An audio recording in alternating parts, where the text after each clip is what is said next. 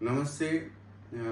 આજે સુરતમાં અને અન્ય વિસ્તારની અંદર જે શિક્ષકો વધુમાં વધુ રજા પાડી 3 મહિનાના 6 મહિનાની રજાઓ પાડીને વિદેશ જઈ ત્યાં જોબ કરે, ત્યાં બિઝનેસ કરે, આવા જૂજ ઉદાહરણો છે. લાખો શિક્ષકો ગુજરાતમાં છે.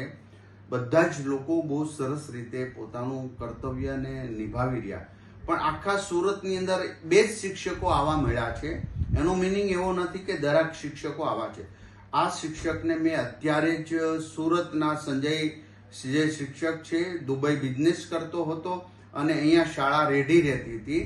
એ કાયદાનો દુરુપયોગ કરી, પોતાને મળેલા હકને દુરુપયોગ કરી, છટકબારી શોધીને આ લોકો આ રીતનું એક ભ્રષ્ટાચાર ઉપરનું એક સ્ટેપ છે. કારણ કે બાળકના વિદ્યાર્થીના શિક્ષણ ઉપર આની અસર થતી, તો એને સસ્પેન્ડ કરી દઈએ છીએ. આખા વર્ષ દરમિયાન અમે જે અભિયાન ઉપાડ્યું હતું એમાં કુલ 60 આવા લોકો નીકળ્યા હતા જે વિદેશ જતા હતા. એ તમામને બરતરફ કરી દેવાની ત્યારે પણ સૂચના આપી હતી ને હજી ગુજરાતની અંદર આની દરેક જિલ્લા શિક્ષણ અધિકારીઓને તપાસ સોંપી દીધી છે. લગભગ સંપૂર્ણપણે કોઈ જિલ્લાની અંદર આવું હવે બાકી નથી.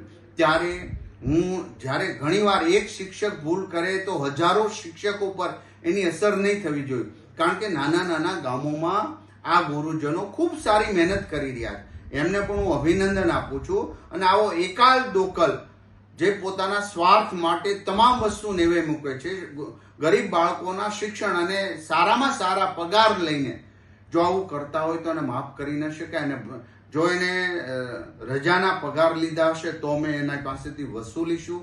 અમે SCBમાં પણ કેસ કરવા માટે થતો હોય તો શાસનાધિકારીને સૂચના આપી છે અને તત્કાલ આજે એને સસ્પેન્ડ કરવાના મેં આદેશ કર્યા છે.